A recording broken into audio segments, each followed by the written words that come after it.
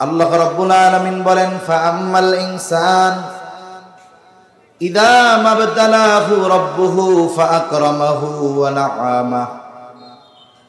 মানুষকে পরীক্ষা করার জন্য যখন তার রব তাকে সম্পদ দেয়, রিজিকের মধ্যে প্রশস্ততা দেয়, তাকে সম্মানিত করে, তাকে অনেক সম্পদ দেয়, এক কথা তার রিজিককে আল্লাহ তাআলা প্রশস্ত করে দেয়। ফাআকরামাহু ওয়া নাআমাহু, সম্মানিত করে, অজস্র নেয়ামত তাকে দান করে। তখন ওই মানুষের কাছে বলতে থাকে, ফায়াকুলু রব্বি আকরামান, যে আমার রব আমাকে সম্মানিত করেছে।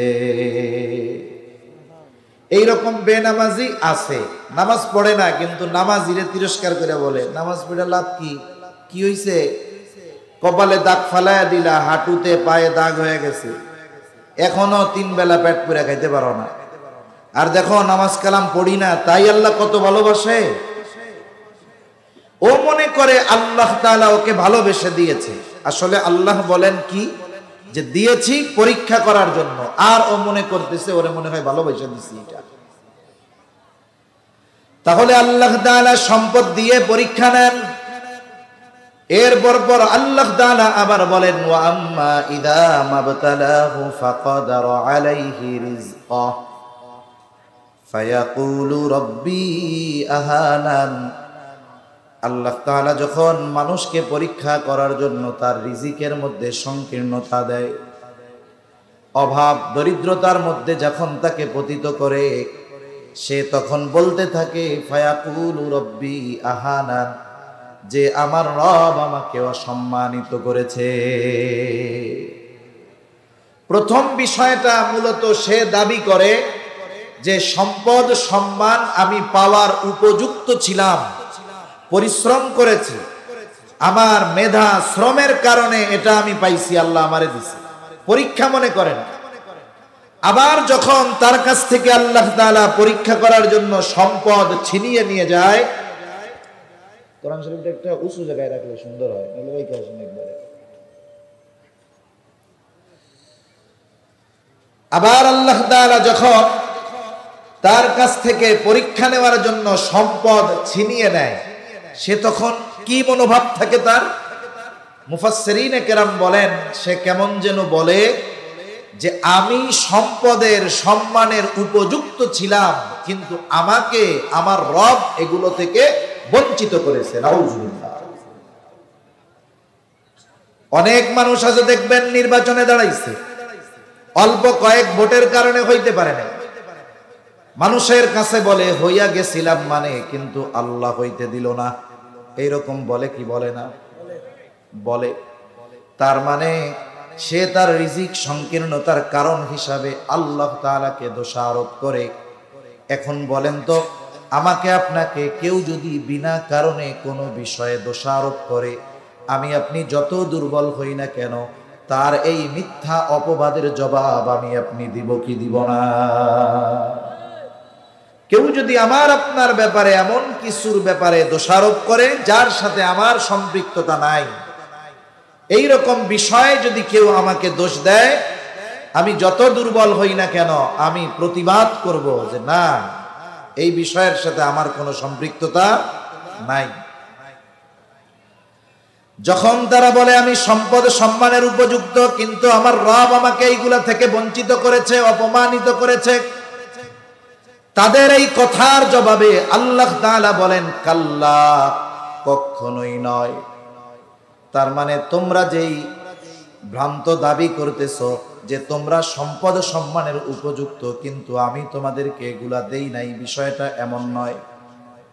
বরং কোন কারণে রিজিক সংকীর্ণতার মুখোমুখি তোমরা হয়েছো, কোন কাজের কারণে তোমাদের সম্মান হানি হয়েছে, আল্লাহ তাআলা এইবার কারণগুলো বর্ণনা করে। আল্লাহ তাআলা বলেন, তোমরা যেই দোষ দিচ্ছ, এই দোষ অহেতুক, এই দোষ ভ্রান্ত। তোমরা সম্মানের উপযুক্ত, আর আমি সম্মান তোমাদের দেই নাই, সম্পদ তোমাদের দেই নাই, আমি অপমানিত করেছি, এমনটা কখনোই নয়। বরং কেন রিজিক সংকীর্ণতা? আল্লাহ তাআলা বলেন বাল্লা তুকরিমুনাল ইয়াতীম। আল্লাহ রাব্বুল আলামিন আমি যে আয়াতগুলো আপনাদের খেদমতে তিলাওয়াত করেছি, আয়াতগুলোর মধ্যে আল্লাহ তাআলা মূলত রিজিক সংকীর্ণতার 4টি কারণ আল্লাহ তাআলা বর্ণনা করেন। কয়টা কারণ? জোরে বলেন না কয়টা? তার মানে বোঝা যাচ্ছে এই 4 কারণ যার মধ্যে থাকবে আল্লাহ তাআলা হয়তো তাকে রিজিক সংকীর্ণতায় পতিত করবে। এখানে এমন কেউ আছেন, সাউন্ডটা ক্লিয়ার করেন, আওয়াজ কিন্তু ক্লিয়ার না, সব জড়ানো আওয়াজ, ফেসফেসা আওয়াজ ক্লিয়ার না, কেমন জানি জড়াই গড়াই গেছে, আওয়াজ টন টন করবে। আর মনিটর এত বড় বক্স এদিকে দিতে হয় না, তাইলে এই জায়গায় নয়েজ হয়। বক্স বড় হলে এই কর্নারে এই অ্যাঙ্গেলে মুভ করে দিতে হয়, ওই কর্নারে এই অ্যাঙ্গেলে মুভ করে দিতে হয়, আর এইখানের মনিটর হইলে কাছে দিতে হয়, সেটিংই হয় নাই মাইক।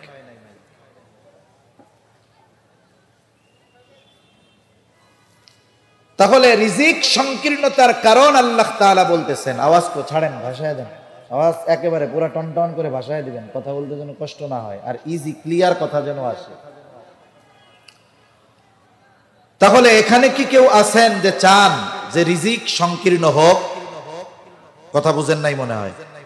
আমরা কি কেউ চাই যে এই জাগতিক জগতে, দুনিয়াতে আমরা কেউ রিজিক সংকীর্ণতার মুখোমুখি হই? কেউ চাই?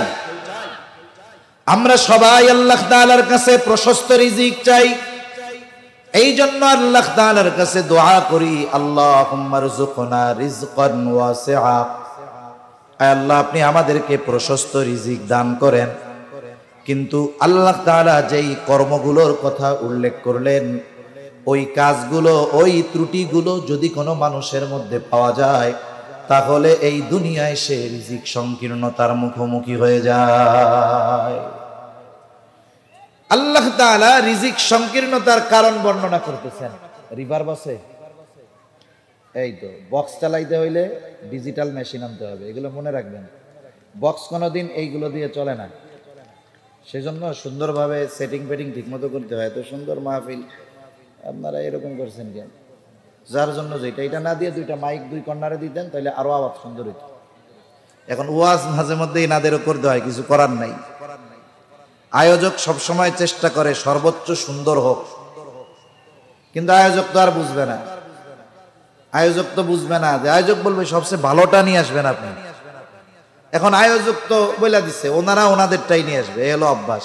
আর অনেক সময় সেটিং ভালো না হইলে আওয়াজ, ভালো মেশিন হইলেও ক্লিয়ার হয় না।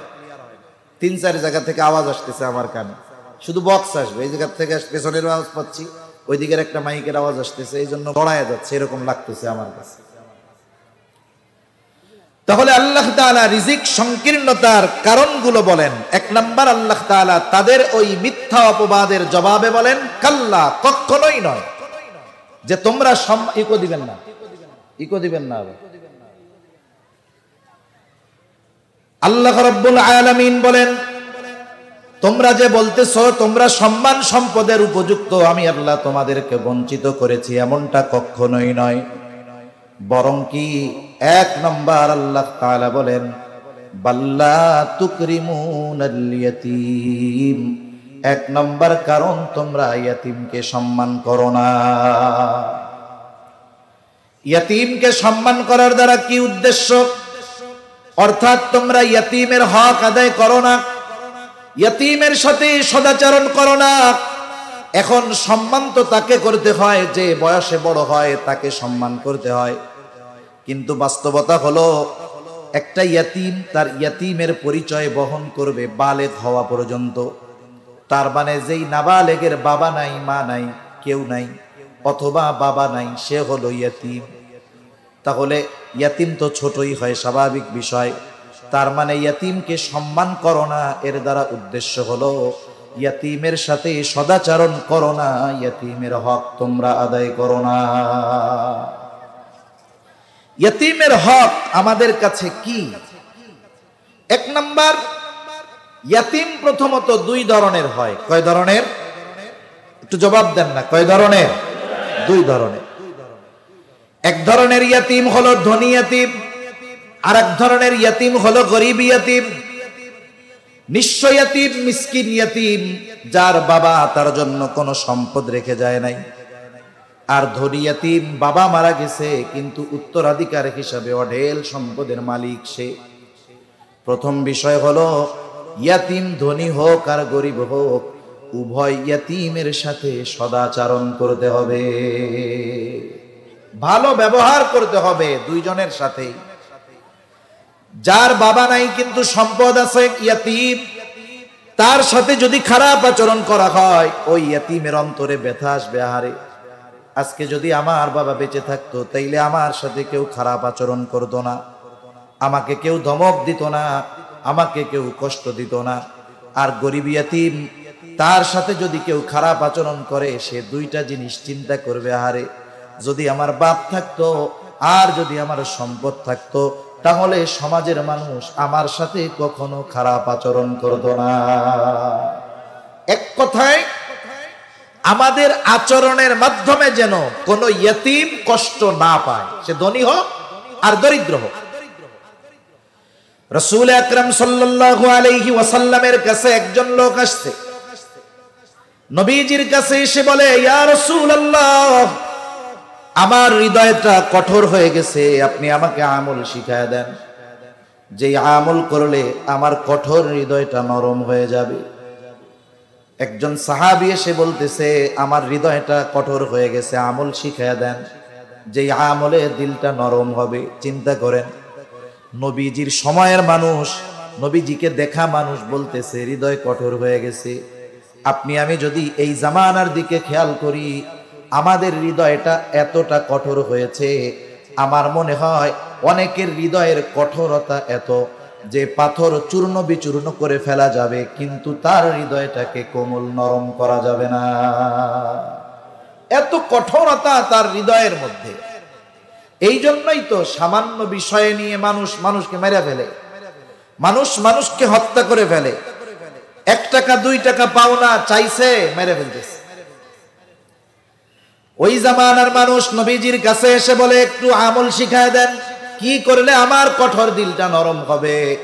নবীজি বলেন, আমসাহ রাসাল ইয়াতীম ওয়া আতইমিল মিসকিন, তুমি ইয়াতীমের মাথায় হাত বুলায় দাও আর মিসকিনকে খানা খাওয়াও, তোমার দিলটা আল্লাহ তাআলা নরম বানায় দিবে।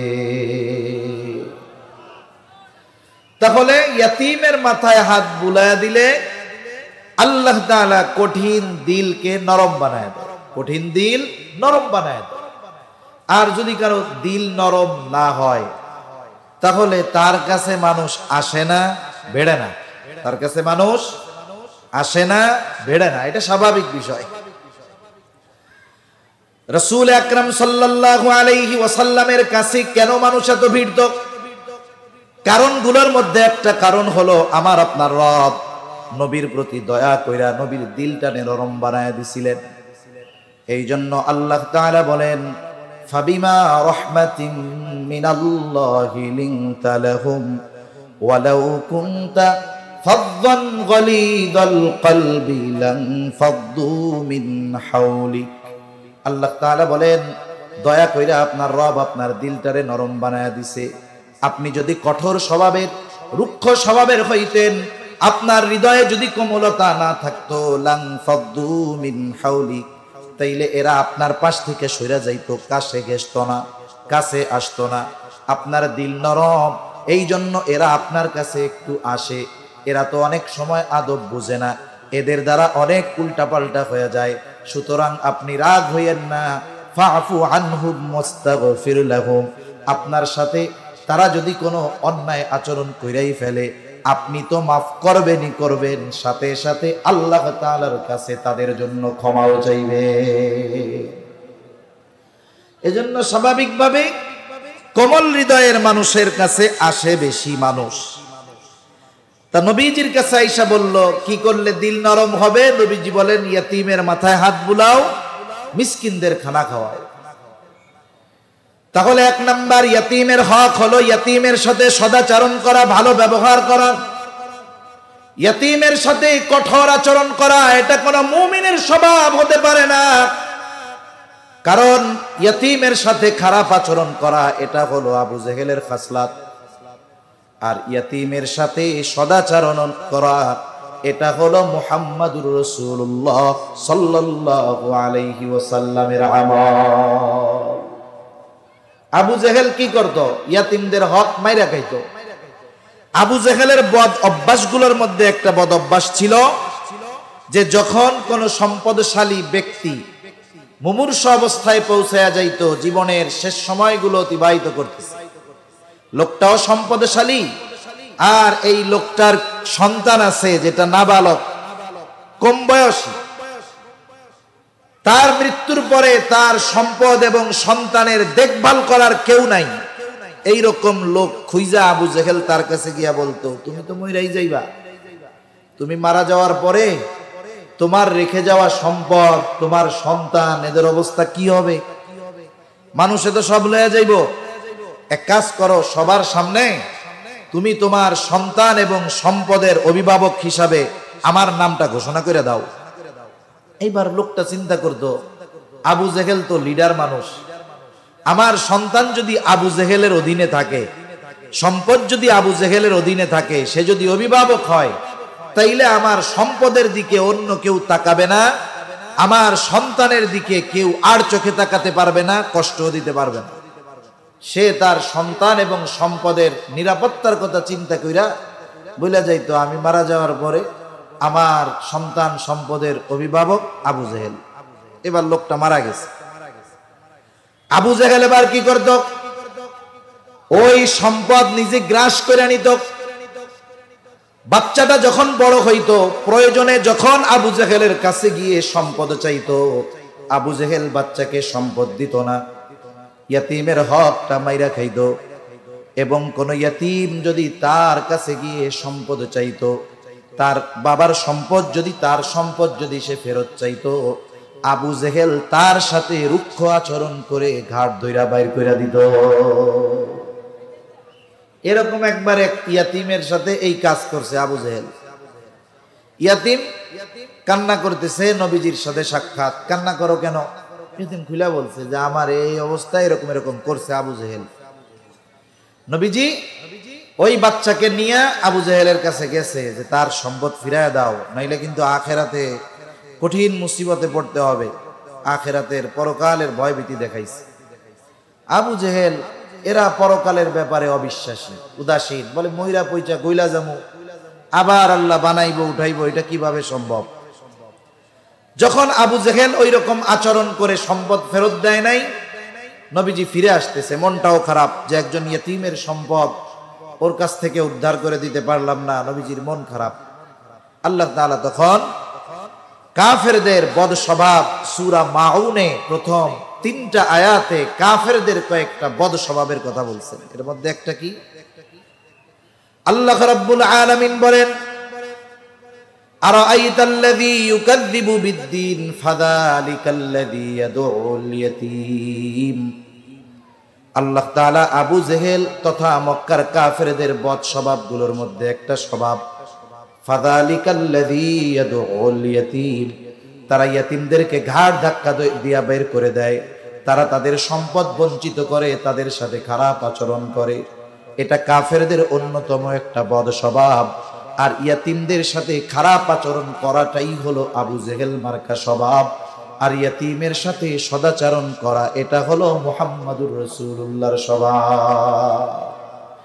এজন্য সর্ব অবস্থায় আমরা ইয়াতিমদের সাথে ভালো আচরণ করব ইনশাআল্লাহ। এখন মনে করেন আপনার ঘরে একজন ইয়াতিম আছে, আপনি যদি একজন ইয়াতিমের অভিভাবক হইতে পারেন, লাভ কি? রাসূল আকরাম সাল্লাল্লাহু আলাইহি ওয়াসাল্লাম বলেন, আনা ওয়া কাফিলুল ইয়াতিম কাহাতাইনি ফিল জান্নাহ। নবীজি বলেন, আমি আর ইয়াতিমের অভিভাবক জান্নাতের মধ্যে পাশাপাশি অবস্থান করব। মধ্যমা আর শাহাদাত আঙ্গুল, এই দুইটা আঙ্গুল নবীজি এইরকম মিশিয়ে দেখিয়ে জানায়া দিলেন, এই দুইটা আঙ্গুল যেমন পাশাপাশি অবস্থানরত, আমি আর ইয়াতিমের অভিভাবক ওই রকম ভাবে জান্নাতের মধ্যে পাশাপাশি অবস্থান করব। নবীর সাথে জান্নাতে থাকার ইচ্ছা আমাদের আছে, একটু হাত উঁচা করি তো। নারায়ে তাকবীর, আর জোরে নারায়ে তাকবীর। আপনার নবীর সাথে জান্নাতে থাকতে পারা এটা সবচেয়ে বড় নেয়ামত। একটা ঘটনা শোনাই আপনাদের, গল্প। শাইখুল ইসলাম আল্লামা শাহ আহমদ শফি রহমাতুল্লাহি আলাইহি, ওনার সফর হবে 2013 সালের দিকে আর কি, শাপলার ঘটনার আগে। তখন হুজুরও অনেক জায়গায় সফরে গেছেন, বার্ধক্যকাল বয়স এরকম হওয়ার পরে কষ্ট করে গেছেন। হুজুরের সফর হবে টেকনাফ, চট্টগ্রাম থেকে টেকনাফে প্রোগ্রাম হবে। গোটা কক্সবাজারের মধ্যে সরগরম যে হযরত আসবে, বিশাল আয়োজন, ওলামা একরাম আয়োজন করতেছেন। এখন এক শিল্পপতি দেখছে, জিজ্ঞাসা করছে এত বিশাল আয়োজন কি জন্য? বলে শাইখুল ইসলাম এখানে আসবে এই জন্য। লোকটার টাকা পয়সার অভাব নাই। লোকটা বলতেছে যে আমি আপনাদের এই আয়োজন কত খরচ হবে একটু জানতে চাই। বলে কত? বিভিন্ন এলাকা থেকে মেহমানরা আসবে, খাওয়া দাওয়ার ব্যবস্থা, মাইকিং, লাইটিং, প্যান্ডেলিং সব মিলিয়ে 14-15 লক্ষ টাকার একটা বাজেট হবে আর কি, এরকম হইতে পারে।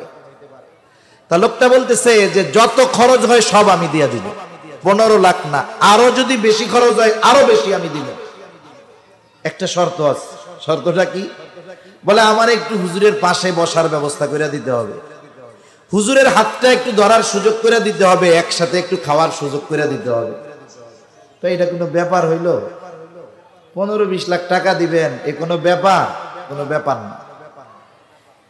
দুর্ভাগ্যবশত এই প্রোগ্রামে হযরত যাইতে পারে নাই। এই কারণে কি হয়েছে সেটা বলা উদ্দেশ্য নয়।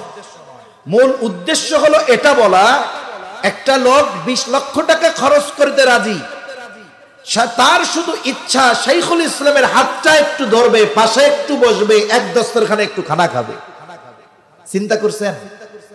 আপনি আমি যদি এই চিন্তা করি যে এই লোকটা এত টাকা ব্যয় করছে শাইখুল ইসলামের পাশে বসার জন্য, অথচ নবী জানায়া দেন ইয়াতীমের অভিভাবক হয়ে যাও, তুমি আমার পাশে জান্নাতে অবস্থান করতে পারবা। হযরত আনাস রাদিয়াল্লাহু তাআলা আনহু থেকে বর্ণিত হাদিস, নবীজি এক ব্যক্তির সাথে কথা বলতেছে। আসলে আদব হইল যখন একজন আরেকজনের সাথে কথা বলবে, কথার মধ্যে গিয়ে তাকে প্রশ্ন না করা বা তাকে ডিস্টার্ব না করা, কথা শেষ হবে এরপরে কথা বলবে, এটা হলো নিয়ম। ওই ব্যক্তি রাসূলুল্লাহ সাল্লাল্লাহু আলাইহি ওয়াসাল্লামের কাছে চলে গেছে, গ্রাম্য একজন সাহাবী। স্বাভাবিক গ্রামের মানুষ কিছু কিছু সময় আছে সরলতার কারণে এমন কাজ করে বসে, শহরের মানুষ এটাকে মূর্খতা মনে করে। আসলে সে একজন সরল সহজ মানুষ। সে নবীজির কাছে গিয়া নবীজিকে প্রশ্ন করতেছে, ইয়া রাসূলুল্লাহি মাতাস সাআহ, হে আল্লাহর রাসূল কিয়ামত কখন হবে? নবীজি আরেক ব্যক্তির সাথে কথা বলতেছে। নবীজি ওই ব্যক্তির সাথে কথা শেষ করে জিজ্ঞাসা করলেন, কোথায় ওই ব্যক্তি যে আমাকে জিজ্ঞাসা করেছে যে হে আল্লাহর রাসূল কিয়ামত কখন হবে? কিছু কথা, শব্দ এক, বাক্য এক, কিন্তু উপস্থাপনার কারণে অর্থের ব্যবধান অনেক পার্থক্য হয়ে যায়, ঠিক কিনা বলে? যেমন মনে করেন আমাকে একজন বলতেছে এই পানিটা দিয়া, অথবা ধরেন এটা চা, ভাই আমারে বলতেছে হুজুর চা খান, আমি বললাম না খাবো না। তার মানে কি বুঝলেন? এখন চা খাবো না। আর যদি কথাটা আমি এরকম বলি, বলে হুজুর চা খাবেন, আমি বললাম খাবো না, এর দ্বারা কি বুঝবেন বলেন তো? জব্বর খাওয়া খামো, যা আছে সব খামো, বুঝেন নাই? বাক্য এক, কিন্তু উপস্থাপনার ভঙ্গি পরিবর্তনের কারণে অর্থ অন্যরকম হয়ে গেছে। একটা হলো স্বাভাবিক খাবো না, আর একটা হলো খাবো না মানে অবশ্যই খাবো। কথা বুঝেন নাই মনে হয়? তা ওই ব্যক্তি যদি স্বাভাবিক প্রশ্ন হইতো যে কিয়ামত কখন হবে, তাহলে নবীজির জবাব হয়তো আর এক রকম হইতো। কিন্তু এই ব্যক্তির প্রশ্নেও এমন ভাব যে সে সব কিছু নিয়ে রেডি, কিন্তু কিয়ামত আসতেছে না। বুঝেন নাই মনে হয় কথাটা?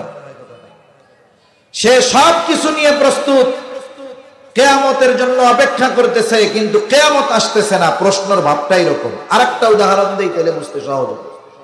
মনে করেন আপনি ঢাকা যাবেন, ঢাকা গেলে নয়েজ হয় কেন?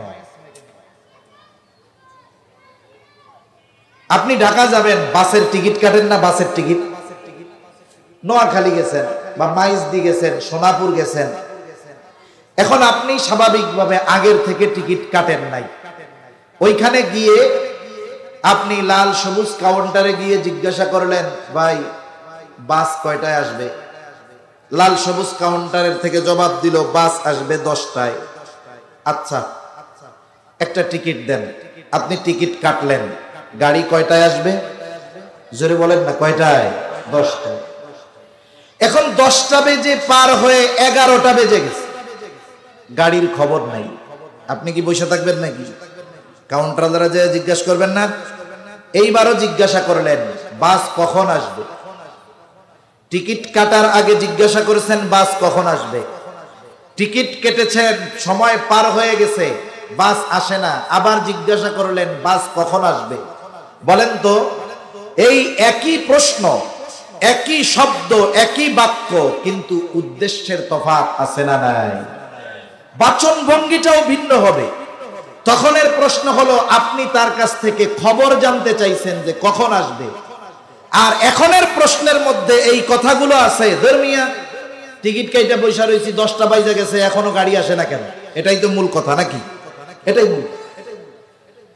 তা ওই ব্যক্তির বলার ভাব এইরকম যে আমি কিয়ামতের জন্য প্রস্তুত, কিয়ামত কখন আসবে তার বলার ভাবটা এরকম।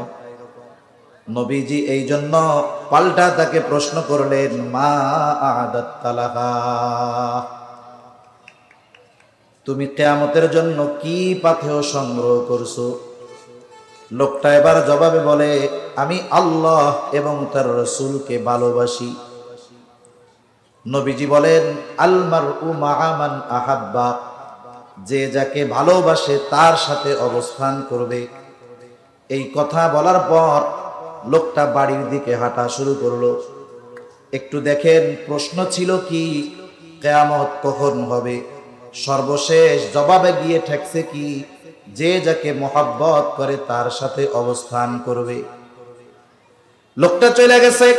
হযরত আনাস রাদিয়াল্লাহু তাআলা আনহু বলেন, নবীজির মুখে এই কথা শ্রবণ করবার পর যে যাকে মহব্বত করে তার সাথে অবস্থান করবে, এই কথা শুনে, ইসলাম গ্রহণের পরে এই কথা শুনে আমরা যতটা খুশি হয়েছি, ইসলাম গ্রহণের পরে আর কোনো কথার দ্বারা এত খুশি হই না।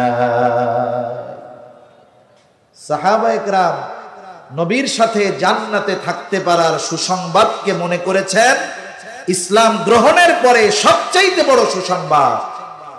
ওই সুসংবাদ আমাদের জন্য আছে। নবীজিও বলে গেছেন যে ইয়াতীমের অভিভাবক হয়ে যাও, তাহলে ইয়াতীমের আমার সাথে জান্নাতে অবস্থান করতে পারবো। সুবহানাল্লাহ। এজন্য ইয়াতীমের অভিভাবকত্ব গ্রহণ করা দরকার। একটা মানুষ, সে হয়তো একজন ইয়াতীমের পরিপূর্ণ দায়িত্ব নিতে পারবে না, এত সম্পদ তার নাই। আপনি মাদ্রাসায় আইসা মুহতামিম সাহেবকে বলেন, হুজুর আমি একটা ছেলের দায়িত্ব নিতে চাই। যদি পরিপূর্ণ সামর্থ্য না থাকে, আপনি বলেন, হুজুর ইয়াতীমের যত জামা লাগে 1 বছরে আমি দিয়া দিব, যত সাবান তেল লাগে আমি দিয়া দিব, যত লুঙ্গি লাগে আমি দিয়া দিব। একটা অংশেরও যদি অভিভাবক হওয়া যায়, আশা করা যায় নবীজির সাথে জান্নাতে থাকার সুযোগ আমাদের হয়ে যাবে।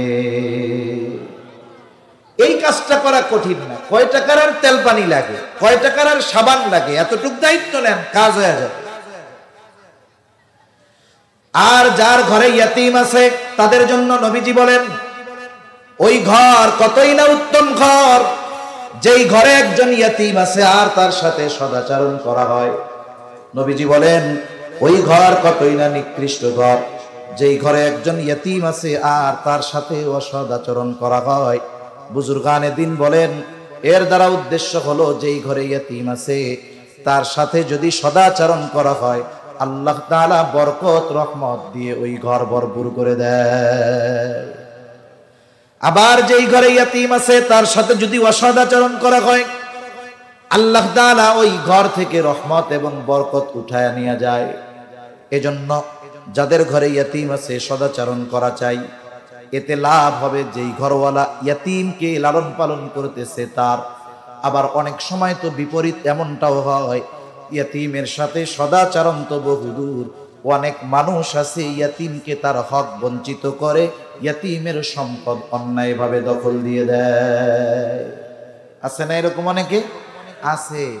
বড় ভাই মারা গেছে, দুই ভাই, বাবা অনেক সম্পদ রাইখা গেছিল, বড় ভাইয়ের ছেলেটা নাবালক, এখন চিন্তা করে যে শহরে যেই জমিটা আছে এটা তো মাত্র 3 শতক, তাইলে আমাদের দুই ভাইয়ের 2 ভাগ হয়ে যাইত, 1.5 শতক 1.5 শতক পাইতাম, এটা না হইতো বাড়ি, না হইতো ঘর, কিছুই হয় না। এখন কি করা যায়? ওই যে ভাতিজা, ভাই মারা গেছে, ছোট বাচ্চা, জানেও না বাবার কি সম্পদ আছে, এইবার ওইটারে ভুলভাল বুঝাইয়া ওই শহরের জমিটা দখল দেয়। ওই জায়গার 1 শতক মাঠের জমির দাম হইল 100 শতক, কেনা যাবে 1 শতক দিয়া। 3 শতক দিয়ে সুন্দর মতো মার্কেট বাড়ি বানায়, কয় আলহামদুলিল্লাহ, পোলাপানের আর টেনশন নাই। আছে না এরকম আল্লাহর বান্দা? ইয়াতিমের সম্পদ মাইরা খাইয়া সম্পদ গড়ে মনে করতেছে যাহা আমার আর টেনশন নাই, আমার পোলাপানের দিনকাল ভালোই যাইবে।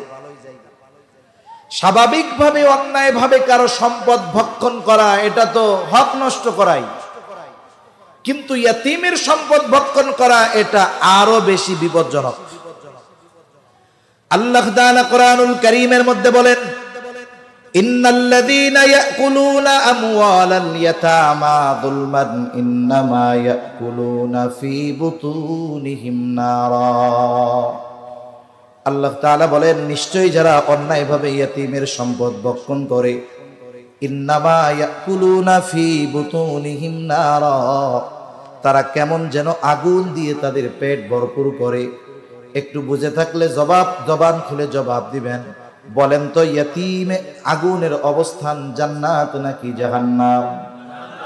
আল্লাহ তাআলা বলেন, ওয়াসায়াসলাউনা সাঈরা, ইয়াতিমের সম্পদ যারা ভক্ষণ করেছে, পেট আগুন দিয়ে যারা ভরপুর করেছে, অচিরেই তাদের আবাসস্থল হবে জাহান্নাম। এজন্য কারো কাছে যদি ইয়াতিমের সম্পদ থাকে, খবরদার, এই সম্পদ আমরা ভক্ষণ করব না, বরং ইয়াতিমের হক তাকে ফিরাইয়া দিব। বেশি আর বলা যাবে না, সময় কম। তাহলে আল্লাহ তাআলা রিজিক সংকীর্ণতার 4টি কারণ বলছেন। কয়টি কারণ? জবান খুলে কর। 1 নাম্বার কারণ, যে তোমরা ইয়াতিমের সাথে সদাচরণ করো না, ইয়াতিমকে সম্মান করো না, অর্থাৎ ইয়াতিমের সাথে ভালো ব্যবহার করো না, ইয়াতিমের অভিভাবকত্ব গ্রহণ করো না, উল্টা কি করো? ইয়াতিমের সম্পদ ভক্ষণ করো। তোমার সম্পদ কাগজে কলমে থাকবে ঠিক, কিন্তু তুমি ভোগ করতে পারবা না। 2 নাম্বার, আল্লাহ রাব্বুল আলামিন বলেন, ওয়ালা তাহাদ্দুনা আলা তুআমিল মিসকিন। আল্লাহ তাআলা বলেন, তাদের 2 নাম্বার খারাপ অভ্যাস হইল, তারা অন্যকে মিসকিনদের খাদ্য দানে উৎসাহ দেয় না। এখানে দ্বিতীয় বিষয়টা উল্লেখ করার মাধ্যমে প্রথম বিষয়টা এর মধ্যে পাওয়া যায়, যেমন 2 এর মধ্যে 1 আছে না নাই? আল্লাহ তাআলা বলেন তারা অন্যকে উৎসাহ দেয় না, তার মানে মূল কথা হলো তারা মিসকিনদের নিজেরাও খানা দেয় না, অপরকেও খানা দিতে উৎসাহ প্রদান তো করেই না, বরং নিরুৎসাহিত করে। খানা খাওয়ানো এটা তো একটা ফজিলতের কাজ, মানুষকে খানা খাওয়ানো ফজিলতের কাজ। একজন দরিদ্র মানুষ, সেও যদি আল্লাহর সন্তুষ্টির জন্য একজন ধনীকে খানা খাওয়ায়, বলেন তো ফজিলত আছে না নাই? নবীজির কাছে এক ব্যক্তি আসছে, এসে প্রশ্ন করতেছে, ইয়া রাসূলুল্লাহ, হে আল্লাহর রাসূল, ইসলামের মধ্যে সর্বোত্তম আমল কোনটা? আইয়ুল ইসলামি খাইর, ইসলামের মধ্যে সর্বোত্তম আমল কোনটা? নবীজি ছিলেন উম্মতের রুহানি ডাক্তার। একই প্রশ্নের জবাব ব্যক্তির ভিন্নতায় নবীজি অনেক সময় জবাবও ভিন্ন প্রকার দিতেন। এই প্রশ্নের জবাবে এই ব্যক্তির ব্যাপারে নবীজি বললেন, তুতঈমুত তুআম ওয়া তাকরাউস সালাম আলা মান আরাফতা ওয়া মান লাম তারিফ। নবীজি বলেন, তুমি মানুষকে খানা খাওয়াও, আর পরিচিত অপরিচিত সবাইকে বেশি বেশি সালাম দাও। এখানে নবীজি খানা খাওয়ানোর কথা বলছেন, কোন স্তর বিন্যাস করেন নাই, ক্লাসিফিকেশন করেন নাই, এমনটা বলেন নাই যে তোমরা শুধু গরিবরাই খাওয়াইবা, ধনীকে খাওয়াতে পারবা না, এমনটা বলেন নাই। এর দ্বারা এটাই বোঝা যায় আল্লাহর সন্তুষ্টির জন্য যাকেই খানা খাওয়ানো হোক ফজিলত আছে না নাই বলেন। আমাদের দেশেও অনেক ধরনের খানা খাওয়ানো হয়। অনেকে খানা খাওয়ায়, দাওয়াত দেয় স্বার্থের জন্য। খানা খাওয়াবে ফজিলত, দাওয়াত দিছে, বিয়ের দাওয়াত, বউবাতের দাওয়াত, অলিমার দাওয়াত, দেয় কি দেয় না? দাওয়াত শুধু দেয় না, দিয়া টেবিলটাও পাইতে রাখে। একাম আসেনি আপনাকে ওইদিকে? এটা হলো ডিজিটাল মিসকিনগিরি, স্মার্ট মিসকিন। বুঝেন নাই? ইনি কি স্মার্ট মিসকিন। খাওয়াইয়া টাকা নিতে হবে কেন? আপনি লেখা দিবেন দাওয়াত দেওয়া হয়েছে আল্লাহর জন্য, খাইবেনও আল্লাহর জন্য। কার্ডের মধ্যে লেখা দিবেন নো গিফট গ্রান্টেড, কোন গিফট উপহার সামগ্রী গ্রহণ করা হবে না। দাওয়াত দিছি, খাইয়া চলে যাবে। কিন্তু এখন চিন্তা করে এটা একটা বড় বিজনেস, কিন্তু ব্যবসা। দাওয়াত দিছি এই বাজারে, খাইয়া দাইয়া 1000 টাকার কম কি কেউ দিবে? বুঝেন নাই? হিসাব করে দেখা গেল 3 লাখ খরচ হয়েছে, 5 লাখ উঠছে, লাভ কত? এ ব্যবসা বাণিজ্য মার্কা খাওন। এই ধরনের দাওয়াত যদি কেউ কবুল না করে, যেই দাওয়াতে উদ্দেশ্য এটা যে খাওয়াইয়া উল্টা টাকা নিবে, এক মুসলিমের উপরে অপর মুসলমানের হক আছে দাওয়াত দিলে দাওয়াত কবুল করা। এখন দাওয়াত দিয়া যদি সে এই উদ্দেশ্যই করে যে এইখানে দাওয়াত দিয়া খাওয়াইয়া টেবিল পাইতে টাকা নিবে, তাহলে এই দাওয়াতে যদি না যায় তার গুনাহ হবে না। কারণ আসলে কি এটা কি দাওয়াতি না ডাকাতি? জোরে বলেন তো। ডিজিটাল ডাকাতি কত ধরনের আছে, এগুলো বলতে গেলে অন্যদিকে চলে যাইতে হবে। আপনি যাকেই খাওয়ান, দরিদ্র হোক, গরিব হোক, অসহায় হোক, ধনী হোক, খাওয়াবো কার জন্য? অনেকে প্রতিবেশীরে খাওয়ায়, গরিব মানুষ খাওয়াইয়া আবার আশা করে যে ওর দ্বারা আমি যেন এই উপকারগুলো পাই। অনেকে আবার চিন্তা করে যে খাওয়াইলাম, এই তোরে কালকে খাওয়াইলাম, এই কাজটা করতে বললাম, তুই করলি, আছে না নাই? তার মানে আপনি খাওয়াইছেন স্বার্থের জন্য। কোন খাওয়ানো যদি স্বার্থের জন্য খাওয়ানো হয়, কোনো প্রতিদান নাই। খাওয়াইতে হবে কার জন্য? আল্লাহ তাআলা সেই জন্য বলেন খাওয়ানো দরকার আল্লাহর জন্য। ইন্নামা নুতঈমুকুম লিওয়াজহিল্লাহ লা নুরিদু মিনকুম জাযাআন ওয়ালা শুকুরা। ছেলের অলিমায় দাওয়াত দিয়েছেন, নিয়ে আসছে, টাকা দিতে চায়। আপনি বলেন নুতঈমুকুম লিওয়াজহিল্লাহ, খাওয়াইছি কার জন্য? যেহেতু আল্লাহর জন্য খাওয়াইলাম, লা নুরিদু মিনকুম জাযাআন ওয়ালা শুকুরা, খাওয়ানোর প্রতিদান বিনিময় তো চাই না, ওয়ালা শুকুরা, খেয়ে আমাকে ধন্যবাদ দেওয়া লাগবে না, আমার কৃতজ্ঞতাও প্রকাশ করা লাগবে না, কারণ আমি খাওয়াইছি একমাত্র আল্লাহ তাআলার জন্য। যদি আল্লাহর জন্য খানা খাওয়ানো হয়, যাকেই খাওয়ানো হোক, ফজিলত আছে। তাহলে দেখেন সাধারণভাবে খানা খাওয়ানো ফজিলতের কাজ। যার খাবারের প্রয়োজন নাই তাকেও যদি আল্লাহর জন্য খাওয়ানো হয় ফজিলত। বলেন তো, যার খাবার প্রয়োজন তাকে যদি খাওয়ানো হয় সওয়াব বেশি না কম? মিসকিনের খাবার প্রয়োজন, সে তো নিঃস্ব, খাবার নাই, দুস্থ মানুষ, খাবার নাই, তাহলে তাকে খাওয়াইলে ফজিলত 2 গুণ। 1 নাম্বার ক্ষুধার্তকে খানা খাওয়ানোর সওয়াব, 2 নাম্বার অপর মুসলমান ভাইয়ের প্রয়োজন মিটানোর সওয়াব। রাসূলুল্লাহ সাল্লাল্লাহু আলাইহি ওয়াসাল্লাম বলেন, এক মুসলমান যদি অপর মুসলমানের কোনো প্রয়োজন মিটায়া দেয় এই দুনিয়াতে, তাইলে আল্লাহ তাআলা দুনিয়া আখিরাতে তার প্রয়োজন মিটায়া দিবে। সুবহানাল্লাহ। তাহলে মিসকিনকে খানা খাওয়ানো বড় ফজিলতের কাজ। আমার আপনার কাছে আসছে, আমার আপনার কাছে খাবার খাওয়ানোর কিছু নাই, টাকা নাই। আপনি আপনার বন্ধুকে বলেন যে একটা রুটি আর কলা কিনা দাও 10 টাকা 20 টাকা দিয়া। এই যে আপনি তাকে উৎসাহ প্রদান করলেন, এইবার সে 10 টাকা দিয়ে একটা রুটি, 5 টাকা দিয়ে একটা কলা কিনে দিল। সে টাকা ব্যয় করে যেই সওয়াব পাইল, আপনি শুধু তাকে উৎসাহ দিয়ে সমপরিমাণ সওয়াবের মালিক হয়ে গেলে। তাহলে একটা হলো নিজে খাওয়ানো, সাথে সাথে আরেকজনকে উৎসাহ দেওয়া। আরেকটা হলো নিজে খাওয়ানোর মতো অবস্থা নাই, আরেকজনকে উৎসাহ দেওয়া যে তুমি খাওয়ায়া দাও। এর বিপরীতে যেই মানুষগুলো আছে ওরা নিজেরাও খাওয়ায় না, আরেকজন খাওয়াইতে গেলেও তাকে নিরুৎসাহিত করে। এমন লোক আছে না? অনেক সময় গ্রাম অঞ্চলে, শহরেও হয়। যেমন মাদ্রাসা থেকে গেছে, অথবা একজন দরিদ্র মানুষ আসছে, খাবার চাইতেছে, পাশের জন দিতে গেছে, আমি তো দেই নাই, উনি দিতে গেছে, আমি কি ধর ওরে না দিয়ে আমার একটা বিড়ি খাওয়া, কামে লাগবে। আছে না এরকম আল্লাহর বান্দা? আরে ধর ওরে দিস না বেটা, আমারে দে, আমি খাই। এই মার্কা কাম হইল বেঈমান মার্কা কাজ। আর এই অভ্যাস যাদের মধ্যে আছে, আল্লাহ তাআলা এদেরকে রিজিক সংকীর্ণতায় ফেলাবেন। আবার দেখেন, এই খানা খাওয়ানো কিছু কিছু সময় ঈমান সম্পৃক্ত বিষয়। রাসূলুল্লাহ সাল্লাল্লাহু আলাইহি ওয়াসাল্লাম বলেন, লাইসাল মুমিন আল্লাযী ইয়াশবাউ, ওই ব্যক্তি মুমিন নয় যে নিজে পেট পুরে খায় আর তার প্রতিবেশী অভুক্ত থাকে। তার মানে আমি আপনি ভালো খাই, কিন্তু আমার প্রতিবেশী অভুক্ত, অভাবী, দরিদ্র, আমি ভালো মন্দ খাইতেছি, জানি তার ঘরে খাবার নাই। নবীজি বলেন, পেট পুরে খায় কিন্তু প্রতিবেশীর খবর নেয় না, অভুক্ত থাকে।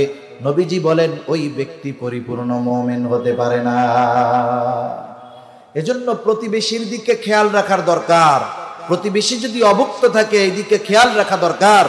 এজন্য নবীজি বলেন যে তোমরা তরকারির ঝোল একটু বাড়ায়া দাও। কেন? নবী বলেন, যাতে করে তোমরা তোমাদের আশপাশের লোক, প্রতিবেশীর একটু খোঁজ খবর নিতে পারো। তাহলে যে কথার থেকে গেলাম, রিজিক সংকীর্ণতার দ্বিতীয় কারণ মিসকিন অসহায়দেরকে খানা না খাওয়ানো এবং অপরকে খানা খাওয়াতে উৎসাহ প্রদান না করা। 3 নাম্বার কারণ, আল্লাহ তাআলা বলেন, ওয়াতাকুলুনাত তুরাসা আকলান লাম্মা, আল্লাহ তাআলা বলেন, তোমরা ওয়ারিসি সম্পদ সম্পূর্ণ একা একা ভক্ষণ করে ফেলো। আমাদের সমাজে অনেক ভাই আছে বোনদেরটা খেয়ে ফেলছে। এরকম ভাই তো আলহামদুলিল্লাহ আপনাদের এদিকে নাই মনে হয়, আছে? কত সম্পর্ক, বাপ মারা গেছে অনেক আগে, 2টা বোন বিবাহ দিয়ে দিয়েছে, বাবা মারা গেছে, বাবা মারা যাওয়ার পরে সন্তান, ছেলে বড়, তার দায়িত্ব কি? সে বাবার দাফন কাফন সমস্ত কিছুর ব্যবস্থা করবে। এরপরে বাবার যদি ঋণ থাকে ঋণ পরিশোধ করবে। এরপরে যদি বাবার কোনো ওসিয়ত থাকে সম্পদের ব্যাপারে, যেই ওসিয়তের পরিমাণ হলো তার সমুদয় সম্পদের সর্বোচ্চ 3 ভাগের 1 ভাগ। ওসিয়তটা যেই সম্পদ রেখে গেছে সেই সম্পদের 3 ভাগের 1 ভাগের সমপরিমাণ, বেশি হইলে দরকার নেই। যদি ওই পরিমাণ হয় 3 ভাগের 1 ভাগ পরিমাণ, তাহলে এই ওসিয়ত পূরণ করতে হবে। এরপরে বাকি সম্পদ পিতার ওয়ারিশ যারা আছে তার কাছে যারা সম্পদ পাবে, এই মানুষগুলোর মধ্যে যথাযথ হক খেয়াল রেখে সম্পদ বন্টন করে দিতে হবে। এটাই তো নিয়ম, নাকি? অনেক সময় আমরা অনেক ভাই আছি, এই সম্পদ বন্টনের ক্ষেত্রে গড়িমসি করি, ইচ্ছা করে দেরি করে না। কারণ চিন্তা করে ভাগ করলেই তো কমে গেল গা, ঠিক না? বছরে 2 বার বোন ভাগনা ভাগ্নি বেড়াতে আসে, কত আদর যত্ন মোহাব্বত ভালোবাসা, আসে 2, 4, 10 দিন থাকে, আবার ব্যাগ ভরে আম দিয়া দেয়, কাঁঠাল দিয়া দেয়, বলে আগামী বছর আবার আইসো। এভাবে 15 বছর পার হয়ে গেছে। বোনরা নিজেদের সম্পদ কখনো ভাইদের কাছে চায় নাই। মানুষের জীবন সব সময় একরকম যায় না। এইবার 2 বোন এসে ভাইকে বলতেছে, ভাই 15 বছর গাছের ফল, পুকুরের মাছ, জমির ফসল, ডাব, নারকেল, কাঁঠাল সব আপনি খাইছেন, কোনো আপত্তি নেই। এখন আমাদেরকে আমাদের হকগুলো বুঝায়া দেন। আর যদি আপনি রাখতে চান, ন্যায্য মূল্য পরিশোধ করে দেন। অধিকাংশ ক্ষেত্রে বিষয়টা এমন হবে, বোনরা যদি এসে তাদের হক ভাইয়ের কাছ থেকে বুঝে নিতে চায়, ভাইয়ের চেহারা সাথে সাথে পরিবর্তন হয়ে যাবে। সম্পদ যদিও দিয়ে দিবে, সাথে সাথে অধিকাংশ ক্ষেত্রে সম্পর্কটাও ছিন্ন করে ফেলবে। আগে যখন আসতো কত আদর সমাদর, আসার পরে বলতো গত বছর 5 দিন থাকছো, হবে না, এই বছর 10 দিন থাকতে হবে, যাওয়া যাবে না। কিন্তু সম্পদ ভাগ করে নিয়ে যাওয়ার পরে ঘরে ঢোকার আগেই জিজ্ঞেস করে, যাবা কোন সময়? বুঝেন নাই? ঘরে ঢোকার আগেই কি জিজ্ঞাসা করে, যাবা কোন সময়? তার মানে এই মানুষগুলো চায় যে সম্পদগুলো আমার কাছে থাকলেই ভালো হতো। আর কিছু মানুষ তো আছে এইরকম বোনদের, ফুফুদের, আত্মীয় স্বজনকে সম্পদ বঞ্চিত করে এমন লোকের সংখ্যা এই সমাজে কম নয়, অনেক আছে। ঠিক কিনা বলেন? মনে রাখবেন, এটা তো বান্দার হক সম্পৃক্ত বিষয়। আল্লাহর হক যদি কেউ নষ্ট করে, আল্লাহ তাআলা মহান, আল্লাহ তাআলা চাইলে মাফ করে দিতে পারেন। কিন্তু কেউ যদি বান্দার হক নষ্ট করে, সে যতক্ষণ না ক্ষমা করবে ততক্ষণ পর্যন্ত আল্লাহ ক্ষমা করবে না। হাদিসের মধ্যে আসছে, কিয়ামতের দিন সবচাইতে নিঃস্ব হবে ওই ব্যক্তি যার আমলের অভাব ছিল না, নামাজ রোজার অভাব ছিল না, হজ যাকাতের অভাব ছিল না, কিন্তু দুনিয়ায় বান্দার হক নষ্ট করত। ওই ব্যক্তি কিয়ামতের দিন পাহাড় পরিমাণ নেক নিয়ে উপস্থিত আল্লাহর সামনে চিন্তা করবে যে আজকে আমার জান্নাতে যাওয়া কে ঠেকায়। কিন্তু আল্লাহ তাআলার অনুমতি না পাওয়া পর্যন্ত জান্নাতে প্রবেশ করতে পারবে না। আল্লাহ তাআলা তাকে জান্নাতে যাওয়ার অনুমতি দেওয়ার পূর্বে তার ব্যাপারে দুনিয়ায় সে যাদের হক নষ্ট করেছিল তারা আল্লাহ তাআলার কাছে অভিযোগ দায়ের করবে। দুনিয়াতে অনেক মাজলুম আছে যারা দুনিয়াতে ন্যায় বিচার পায় নাই, আর মাজলুম যখন ন্যায় বিচার পায় না, সর্বশেষ এই বিচার সে যার কাছে দেয় তিনি কে? গভীর রাতে বলে, আল্লাহ দুনিয়ায় বিচার পাইলাম না, আল্লাহ তুমি ন্যায় বিচার করবে। মাজলুমের এই কথাটা খুব কঠিন। নবীজি বলেন, আল্লাহ তাআলা মাজলুমের বদদোয়াকে ফিরায়া দেয় না। তোমরা মাজলুমের বদদোয়া ভয় করো, কারণ তার আর আল্লাহর মাঝে পর্দা নাই। দোয়া করে তো আল্লাহ তাআলা তার দোয়া কবুল করে নেয়। এজন্য দুনিয়ায় যারা মাজলুম, যাদের হক নষ্ট করা হয়েছে, দুনিয়ায় যদি ন্যায় বিচার না পেয়ে থাকে, কিয়ামতে আল্লাহ ন্যায় বিচার দিয়ে দিবেন। আল্লাহ তাআলা বলেন, وَنَضَعُ الْمَوَازِينَ الْقِسْطَ لِيَوْمِ الْقِيَامَةِ فَلَا تُظْلَمُ نَفْسٌ شَيْئًا وَإِنْ كَانَ مِثْقَالَ حَبَّةٍ مِّنْ خَرْدَلٍ أَتَيْنَا بِهَا وَكَفَى بِنَا حَاسِبِينَ। আল্লাহ রাব্বুল আলামিন বলেন, আমি কিয়ামতের দিন ইনসাফ তথা ন্যায় বিচারের আদালত কায়েম করব। এমন বিচারালয়, এমন আদালত, ফালা তুযলামু নাফসুন শাইআ, যে কারো প্রতি ন্যূনতম জুলুম করা হবে না, কারো প্রতি অবিচার করা হবে না। ওয়া ইন কানা মিসকালা হাববাতিন মিন খারদালিন আতাইনা বিহা, কেউ যদি দুনিয়ায় কোনো সরিষা দানা পরিমাণ আমল করে থাকে, আমলটা ভালো হোক আর মন্দ হোক, আল্লাহ তাআলা বলেন আতাইনা বিহা, ওই আমল সহ তাকে হাজির করা হবে। শুধু তাই না, হিসাব নেওয়া হবে। এত মানুষের হিসাব আল্লাহ তাআলা কেমনে নিবেন? আল্লাহ তাআলা বলেন, কাফা বিনা হাসিবিন, হিসাব নেওয়ার জন্য আমি আল্লাহ নিজেই যথেষ্ট। ওই দিনের ওই বিচারালয়ে যখন বিচার দেওয়া হবে, আল্লাহ তাআলা এবার ওরে জিজ্ঞাসা করবে, এই কাম করছিলানি? ওর সম্পদ বা যাই জমি জাতি এগুলো দখল দিছিলানি? ওই দিন তো আর মিথ্যা কথা বলতে পারবে না। সে তখন স্বীকার করবে, হ্যাঁ এটা আমি করছিলাম। এবার একের পর এক অভিযোগকারী আসবে, আর ওকে বলা হবে হক আদায় করো। ও বলবে, আল্লাহ এটা তো দুনিয়া না, দুনিয়া হলে তার সম্পদটাকে দিয়ে দিতাম, টাকা পয়সা দিয়ে দিতাম, এখন কোথার থেকে দিব? বাদী বলবে, আল্লাহ দুনিয়া না, দুনিয়ায় আমার টাকা নিছিল, এখন টাকা লাগবে না। দুনিয়ায় আমার জমি নিছিল, এখন জমি লাগবে না। আমার এখন যেটা লাগবে সেটা দিয়েই ঋণ শোধ কইরা দেখ। ওর যে সওয়াব আছে, ওই সওয়াব থেকে, নেকি থেকে আমার হক আদায় করে দিক। এইবার লোকটা নেকি দিয়ে দিয়ে হক আদায় করতে থাকবে। এক সময় হক আদায় করতে করতে তার সব নেকি শেষ হয়ে যাবে, কিন্তু অভিযোগকারী এখনো আছে। লোকটা আল্লাহর কাছে বলবে, আল্লাহ সব সওয়াব তো দিয়ে দেওয়া হয়ে গেল, এখন তো আর সওয়াব নাই। এইবার অভিযোগকারীরা বলবে, আল্লাহ সওয়াব নাই তাতে কি, আমাদের গোনা নিয়ে আমাদের হক সে আদায় করে দি। এইবার ওই লোকটা মানুষের গোনা নেওয়া লাগবে দুনিয়ায় তাদের হক নষ্ট করার কারণ। পাহাড় পরিমাণ গোনার মালিক এবার হয়ে যাবে সে। একটু চিন্তা করে দেখেন, কোনো আমলের অভাব ছিল না, কিন্তু মানুষের হক নষ্ট করার কারণে তার সব আমলগুলো বাতিল হয়েছে। পাহাড় পরিমাণ নেকি পাহাড় পরিমাণ গুনায় পরিণত হয়ে গেছে। এজন্য দুনিয়া থেকে এমন ভাবে যাওয়া দরকার যে আমার আপনার কাছে কেউ যেন হক প্রাপ্য না থাকে। ঠিক কিনা বলে? নবীজি জীবনের অন্তিম সময় সাহাবা একরামের সামনে কি বলছেন? যখন বুঝতে পেরেছেন যে মিশন নিয়ে আল্লাহ তাআলা নবীকে পাঠিয়েছিলেন সেটা শেষের দিকে, তখন তিনি উপস্থিত সবাইকে বলছেন যে আমার কাছে যদি কেউ কোনো হক প্রাপ্য থাকো চেয়ে নাও, তাহলে আমরাও এইরকম এক জীবন গঠন করব। আমি যখন দুনিয়া থেকে যাব, আমার ভাই, আমার বোন, আমার আত্মীয় স্বজন অথবা কেউ যেন আমার কাছে কোনো হক প্রাপ্য না থাকে, তাহলে এই হক আদায় করতে হবে আখিরাতে, তবে সেটা নেকি দিয়ে অথবা গুনাহ নিয়ে। 4 নম্বর কারণ আল্লাহ তাআলা বলেন ওয়াতুহিব্বুনাল মালা হুব্বান জাম্মা, পরিপূর্ণ মালের মহব্বত। হাদিসের মধ্যে আসছে হুব্বুদ দুনিয়া রাসু কুল্লি খাতিআহ, দুনিয়ার মহব্বত হলো সকল গুনাহের মূল। মালের মহব্বত এটা গুনাহের অন্যতম কারণ।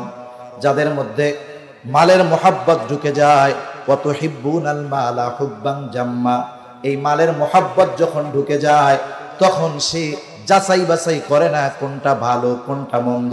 ওই যে আমরা ছোটবেলায় কবিতা পড়েছি, পুঁটি মাছ পাই না, একটা যদি পাই অমনি দইরা গাপুস গুপুস খাই। যখন কারো মালের মহব্বত হয়ে যায়, সে যাচাই বাছাই করে না কোনটা হালাল আর কোনটা হারাম, ওই রকম যা পায় সেটাকেই গাপুস গুপুস কইরা খায়। আবার আরেকটা জিনিস দেখবেন, এ দুনিয়াতে যত পাপ হয় সব পাপের পেছনে দুনিয়ার মহব্বত, মালের মহব্বত সম্পৃক্ত থাকে। সমস্ত গুনার পেছনে দুনিয়ার মহব্বত আর মালের মহব্বতের জয়েন্ট থাকে। রাজনৈতিক হত্যাকাণ্ড, সুদ, ঘুষ, মিথ্যাচার, ওজনে কম দেওয়া সহ যত পাপ একটু খুঁজবেন পেছনে কি, মালের জন্য অথবা দুনিয়ার জন্য, ঠিক কিনা কন? এই জন্য দুনিয়া এটা দরকার কতটুক, বলে নৌকা চলার জন্য তো পানি দরকার। এখন পানির উপর দিয়ে নৌকা চলবে, নাহলে তো নৌকা চলবে না।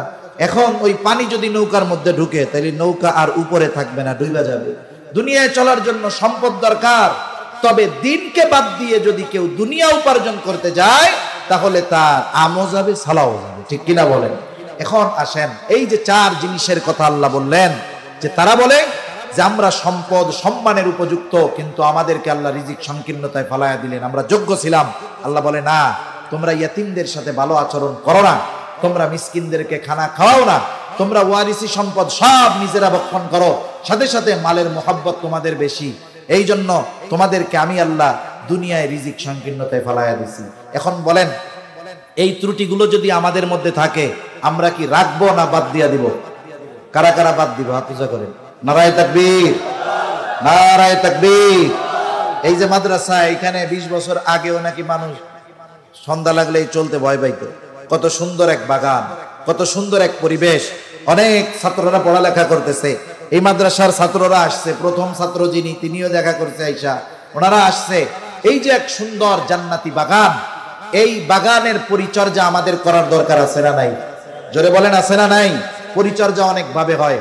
আপনি ছাত্র দিয়ে পরিচর্যা করতে পারেন, ছাত্রর এক দায়িত্ব নিয়ে পরিচর্যা করতে পারেন। আল্লাহ আপনাকে দোয়া করার ক্ষমতা দিছে, দোয়া কইরা পরিচর্যা করতে পারেন। সাথে সাথে দোয়ার সাথে দাওয়াও দরকার। যেহেতু প্রতিষ্ঠান পরিচালনার জন্য অর্থ দরকার হয়, আপনি কিছু অর্থ দিয়েও সহযোগিতা করতে পারেন, ঠিক কিনা বলেন? এজন্য এখন অনুরোধ, আমার পরে আমার প্রিয় ভাই আব্দুর রহমান জামি হাফিজাহুল্লাহ, মুহতামিম জামি